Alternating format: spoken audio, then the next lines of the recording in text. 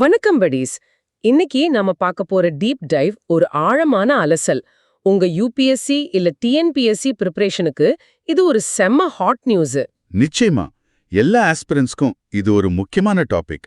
ஆமா, ஒரு நாட்டுல 5 வருஷத்துக்கு ஒரு முறை எலெக்ஷன் வரும். இன்னைக்கு ஒரு கட்சி ஆளும், நாளைக்கு இன்னொரு கட்சி ஆளும். ஆனா இந்த அரசியல்வாதிகள் மாறினாலும் ஒரு நாடு எப்படி முடங்கி போகாம தொடர்ந்து இயங்குதுன்னு என்னைக்காவது யோசிச்சிருக்கீங்களா? இது ரொம்ப வேலிடான கேள்வி. நிறைய பேர் நினைச்சிட்டு இருக்காங்க அவங்க ஓட்டு போட்டு தேர்ந்தெடுக்கிற தலைவர்கள் தான் நிஜமாகவே நாட்டை ஆள்றாங்கன்னு. எக்ஸாக்ட்லி. ஆனா அது பாதி உண்மைதான். உங்களை நிஜமாகவே ஆள்வது, நாட்ட பின்னணியிலிருந்து இயக்குவது வேறு ஒரு அமைப்பு.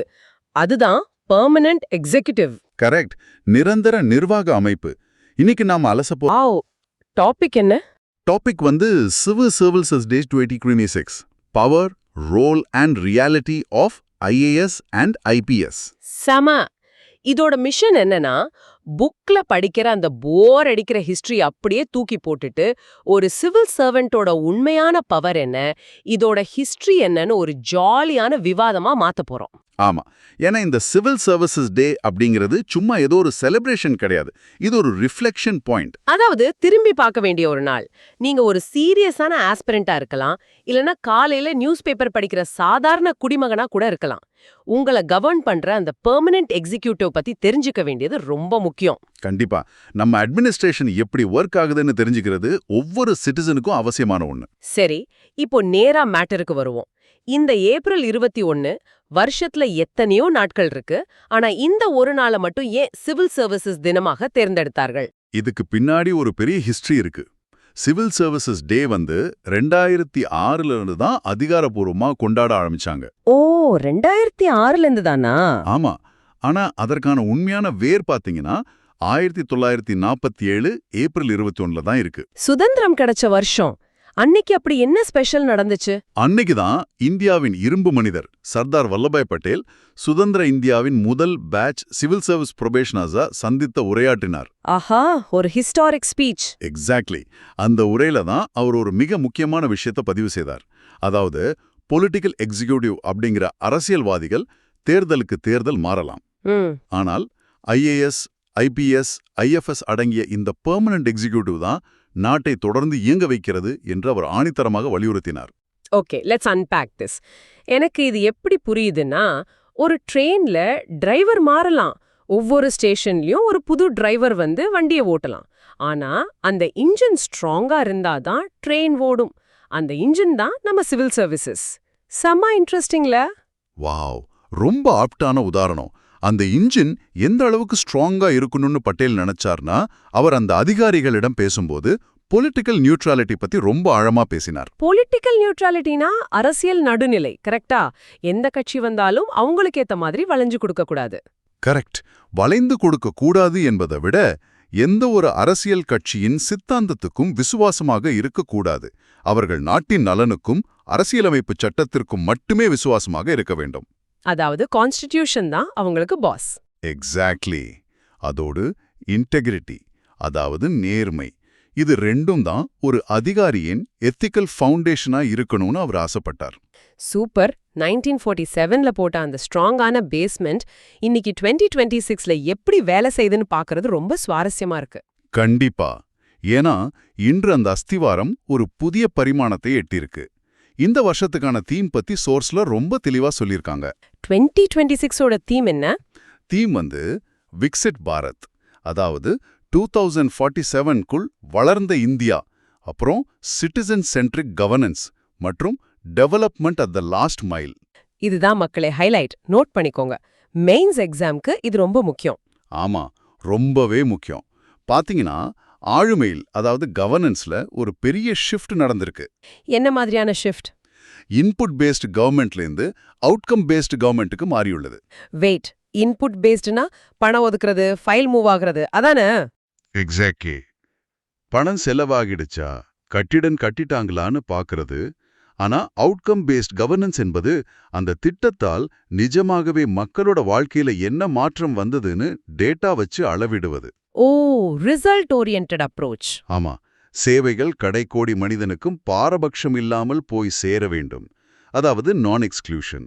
அதுதான் அவங்களோட மெயின் டார்கெட். கவனிங்க கைஸ், எனக்கு இங்க ஒரு டவுட். இந்த அவுட்கம் பேஸ்ட் கவர்னன்ஸ் அப்படிங்கிறது வெறும் கரண்ட் அஃபேர்ஸ் பஸ்வர்ட் தானா? மேடையில பேசுறதுக்கு நல்லா இருக்கும், ஆனா உண்மையிலேயே கிரவுண்ட்ல சிஸ்டம் மாறிடுச்சா? இது நிச்சயமாக வெறும் வார்த்தை ஜாலம் கிடையாது. இது சிஸ்டத்துல வந்திருக்கிற ஒரு நிஜமான பரிணாம வளர்ச்சி. முன்கூட்டிய முடிவுகளை, அதாவது ரிசல்ட்ஸை கணித்து அதன் அடிப்படையில் புதிய திட்டங்களை வகுக்கும் ஒரு திறன்மிக்க செயல்முறை இது. ஒரு உதாரணம் சொல்ல முடியுமா? கண்டிப்பா. டைரக்ட் பெனிஃபிட் டிரான்ஸ்ஃபர்ஸ், அதாவது டிபிடி மற்றும் சப்சிடிஸ் எடுத்துக்கலாம். முன்னாடியெல்லாம் இடைத்தரகர்கள் இருந்தாங்க. ஆமா, நோவாம அனுப்புற கீழே போய் சேரும்போது 10 ரூபாய் தான் மிஞ்சும். கரெக்ட். ஆனா இப்போ டெக்னாலஜி மூலமா நேரடியாக பயனாளியின் பேங்க் அக்கவுண்ட்டுக்கே பணம் போகுது. சிவில் சர்வன்ஸ் இப்போ வெறும் ஃபைல் மூவ் பண்றவங்க கிடையாது. அப்புறம் டேட்டாவை அனலைஸ் பண்ணி இந்த லாஸ்ட் மைல் டெலிவரி கரெக்டா நடக்குதான்னு ட்ராக் பண்ற ஒரு எஃபிஷியன்ட் மேனேஜர்ஸா மாறிட்டாங்க. செம்ம. சிஸ்டம் தன்னை நல்லாவே அப்கிரேட் பண்ணிருக்கு. அடுத்து நம்ம பார்க்க போற மேட்டர், இந்த பிரம்மாண்டமான சிஸ்டத்தை உண்மையிலே உருவாக்குனது யார்? இதோட பிரிட்டிஷ் ரூட்ஸ் பத்தி சோர்ஸ் என்ன சொல்லுது? வரலாற்றின் பக்கங்களுக்குள் நுழைஞ்சா வாரன் ஹேஸ்டிங்ஸ் தான் முதல்ல டிஸ்ட்ரிக்ட் அட்மினிஸ்ட்ரேஷன் மற்றும் ரெவென்யூ சிஸ்டம்கான ஒரு சின்ன தொடக்கத்தை உருவாக்கினார்னு சோர்ஸ் சொல்லுது. Warren Hastings. ஆனா நான் படிச்ச வரைக்கும் சார்ல்ஸ் கார்ன்வாலிஸ் தான் ஃபாதர் ஆஃப் இந்தியன் சிவில் சர்வீஸ்னு சொல்றாங்க. ஆமா, 1786ல இருந்து 1793 வரைக்கும் கவர்னர் ஜெனரலா இருந்தவர். எனக்கு இதுல பெரிய லாஜிக் இடிக்குதே. ஹேஸ்டிங்ஸ் தான் பேஸ்மெண்ட் போட்டார்னா ஏன் கார்ன்வாலிஸ ஃபாதர்னு சொல்றோம்? இது ஹேஸ்டிங்ஸ்க்கு பண்ற துரோகம் இல்லையா? அப்படி இல்ல. ஹேஸ்டிங்ஸ் காலத்துல ஒரு முறையான கட்டமைப்பு, அதாவது ஸ்ட்ரக்சர்டு பியூரோக்ரசி இல்ல. அதிகாரிகள் ரொம்ப ஊழல் பண்ணாங்க. அதிகாரம் முழுவதும் ஒரே ஆள்கிட்ட குவிஞ்சிருந்தது. ஓ, டாக்ஸ் கலெக்ட் பண்றவரும் அவர்தான், தப்பு செஞ்சா தண்டனை கொடுக்கறவரா அவர்தானா? எக்ஸாக்ட்லி. அங்குதான் கார்ன்வாலிஸ் ஒரு பெரிய மாற்றத்தை கொண்டு வந்தார். 1793 கார்ன்வாலிஸ் கோடுன்னு ஒன்னு கொண்டு வந்தார். அதுல என்ன செஞ்சார்? ரெவென்யூ மற்றும் ஜுடிஷியல் அட்மினிஸ்ட்ரேஷனை தனித்தனியா பிரித்தார். Separation of powers. ஆஹா, வரி வசூலிக்கிறவர் நீதிபதியா இருக்கக்கூடாது. கரெக்ட். அதோடு நிக்காம ப்ரொஃபஷனல் மற்றும் சாலரிட் பியூரோக்ரஸியை உருவாக்கினார். அதிகாரிகளுக்கு நல்ல சம்பளம் கொடுத்து அவங்க சொந்தமா வியாபாரம் பண்றத தடை செஞ்சார். ஊழலை குறைக்க இது ஒரு நல்ல மூவ். ஆமா. அப்புறம் மெரிட் பேஸ்ட் ரெக்ரூட்மெண்ட் கொண்டு வந்தார். சேவைகளை ரெண்டா பிரிச்சார், கோவனன்டட் மற்றும் அன்கோவனன்டட். இது என்ன புதுசா இருக்கே? கோவனன்டட்னா என்ன? கோவனன்டட் பதவிகள் என்பவை உயர் பதவிகள். இது பெரும்பாலும் ஆங்கிலேயர்களுக்கு மட்டுமே வழங்கப்பட்டன. அன்கோவனன்டட் பதவிகள்ல தான் இந்தியர்களுக்கும் திறமை அடிப்படையில அனுமதி கொடுத்தாங்க. ஓ, ஒரு சின்ன பாகுபாடு இருந்திருக்கு. ஆமா.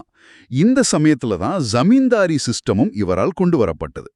இப்படி ஒரு தெளிவான கட்டமைப்பை உருவாக்குனதால தான் கார்ன்வாலிஸ ஃபாதர்னு சொல்றோம். ஓகே, இப்போ எனக்கு இன்னொரு மிகப்பெரிய முரண்பாடு தோணுது. ஆங்கிலேயர்கள் அவங்களோட வசதிக்காக நம்மள ஈஸியா ரூல் பண்றதுக்காக உருவாக்குன ஒரு கொலோனியல் பியூரோக்ரஸிய சுதந்திர இந்தியா ஏன் அப்படியே ஏத்துக்கிட்டாங்க? இது ஒரு மிக முக்கியமான கட்டம். சுதந்திரத்தின் போது பாத்தீங்கன்னா பல தலைவர்கள் இந்த சிவில் சர்வீசஸ் முறையை முற்றிலும் ஒழிக்க வேண்டும், அதாவது டோட்டல் டிஸ்மேண்ட்லிங் பண்ணணும்னு தான் நினைத்தார்கள். பின்ன நம்ம சுதந்திர போராட்ட வீரர்களை தடி அடி நடத்தி ஜெயில போட்டதே இந்த அதிகாரிகள் தான். அப்புறம் எப்படி அவங்கள ஏத்துக்க முடியும்? அந்த கோபம் எல்லாருக்கும் இருந்தது. ஆனால் சர்தார் வல்லபாய் பட்டேல் தான் இதை கடுமையாக எதிர்த்தார். நாட்டை கட்டமைக்க இந்த சிவில் சர்வீசஸ் ரொம்ப அவசியம்னு அவர் வாதிட்டார். ஏன்? பிரிட்டிஷ்காரங்க உருவாக்குன சிஸ்டம் மேல அவருக்கு என்ன அவ்வளோ பெரிய நம்பிக்கை? நம்பிக்கை என்பதை விட தேசத்தின் ஸ்திரத்தன்மை, அதாவது ஸ்டெபிலிட்டி ரொம்ப முக்கியம். சுதந்திரம் கிடைக்கும்போது பிரிவினை, அகதிகள் நெருக்கடின்னு ஏகப்பட்ட பிரச்சனைகள். அந்த நேரத்துல அனுபவம் இல்லாத ஆட்களை வச்சு நாட்டை நடத்த முடியாது. பிராக்டிக்கலா யோசிச்சிருக்காரு. ஆமா, ஏற்கனவே கள அனுபவம் வாய்ந்த ஒரு சிஸ்டம் தேசிய ஒற்றுமைக்கு அவசியம்னு நினைச்சார். அவர்தான் இதற்கு ஸ்டீல் ஃப்ரேம் ஆஃப் இந்தியா என்று பெயரிட்டார். சட்டம். Here is where it gets really interesting. அப்போ பட்டேல் ஒரு கம்ப்யூட்டர் ஹார்ட்வேரை அப்படியே வச்சுக்கிட்டு உள்ள இருந்த காலனித்துவ ஆபரேட்டிங் சிஸ்டத்தை, அதாவது OS டெலீட் பண்ணிட்டு புதுசா டெமோக்ரசி OS இன்ஸ்டால் பண்ணிருக்கார். கரெக்டா? எக்ஸாக்ட்லி. ரொம்ப சூப்பரா சொன்னீங்க. ஹார்ட்வேர் ஒண்ணுதான், ஆனா உள்ள ஓடுற OS மாறிடுச்சு. அதானே? அந்த புது OSோட கோர் என்னன்னா லாயாலிட்டி டு தி கான்ஸ்டிடியூஷன், அரசியலமைப்புக்கு விசுவாசம், எந்த அரசியல் கட்சிக்கும் அல்ல என்பதை அவர் ஆழமாக வலியுறுத்தினார். வாவ். அதனாலதான் அவரை patron saint of Indian civil services மற்றும் இண்டிபெண்டன்ட் இந்தியாவின் சிவில் சர்வீசஸ்க்கான மாடர்ன் ஆர்கிடெக்ட்ல சொல்றோம். பட்டேல் மட்டும் இல்லனா இன்று நம்மிடம் இப்படி ஒரு வலிமையான நிரந்தர நிர்வாக கட்டமைப்பு இருந்திருக்காது. உண்மைதான். சர்தார் பட்டேலோட அந்த தொலைநோக்கு பார்வை கிரேட். சரி, இதெல்லாம் ஹிஸ்டரி. பட்டேலோட கனவுல இருந்து இன்னைக்கு யதார்த்தத்துக்கு வருவோம். நிஜத்துல ஒரு சிவில் சர்வெண்டோட வேலை என்ன, அவங்களோட பவர்ஸ் என்ன? நிறைய பேர் நினைக்கிறது என்னன்னா, கவர்மெண்ட் ஒரு பாலிசி போடும், இவங்க அதை அப்படியே இம்ப்ளிமெண்ட் பண்ணுவாங்கன்னு. ஆனா வெறும் பாலிசி இம்ப்ளிமெண்டேஷன் மட்டும் இவர்களோட வேலை இல்ல. வேற என்னெல்லாம் பண்றாங்க? இது ரொம்ப பன்முகத்தன்மை கொண்டது. ஒரு மாவட்ட ஆட்சியர் எடுத்துக்கிட்டா லா அண்ட் ஆர்டர், சட்டம் ஒழுங்கு அவங்க கண்ட்ரோல்ல தான் இருக்கு. ஓ, போலீஸ் டிபார்ட்மெண்ட் கூட கோஆர்டினேட் பண்றது. ஆமா.